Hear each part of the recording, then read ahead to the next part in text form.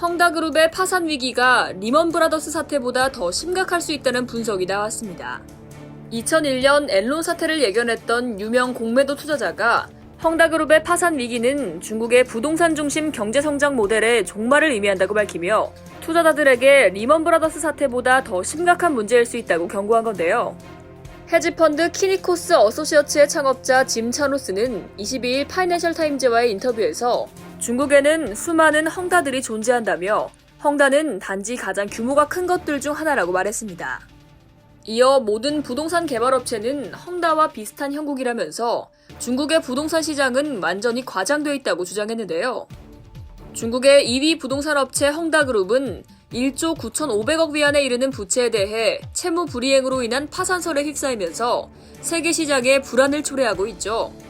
22일 헝다그룹은 2025년 9월 만기 위안화 채권의 일부 이자 2억 3,200만 위안을 오는 23일 지불하겠다고 발표했습니다.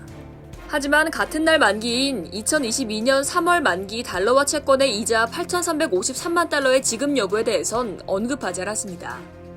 헝다그룹의 파산이 세계 금융시장에 미칠 파장에 대해선 의견이 갈리고 있는데요.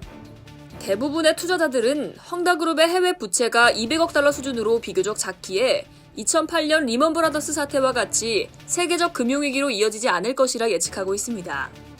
하지만 차노스는 헝다 사태가 초래할 경제적 여파가 심각할 수 있다고 우려를 표한 거죠.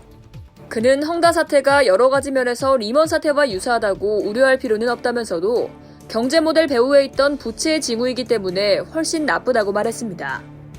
그러면서 이 거품을 빼려고 한다면 리스크가 너무 과도하다면서 주거용 부동산은 여전히 중국 GDP의 큰 부분을 차지하고 있기 때문에 경제 모델의 더 큰 위험이라고 설명했습니다. 이어 그는 중국이 새로운 성장 동력을 찾거나 반영구적으로 낮은 수준의 성장률로 전환할 필요성이 있다면서 중국 공산당이 그 의미를 숙고했는지는 두고 봐야 한다고 덧붙였습니다. 이번 상황을 해결하기 위해 중국 정부가 나설지에 대한 이목도 집중되고 있는데요. 록펠러 글로벌 패밀리 오피스의 지미창 최고 투자 책임자는 자금력이 있는 국영기업이 인수에 나설 가능성이 있다고 말했습니다. 다른 한편으론 중국 정부가 헝다그룹의 파산을 방치하고 이를 본보기로 삼아 과도한 부채를 가진 기업들을 향한 경고의 메시지로 활용할 것으로 보는 시각도 있는데요. 어찌됐건 헝다의 디폴트로 시장이 당분간 혼란에 빠질 것으로 보입니다. 이상 여도TV였습니다.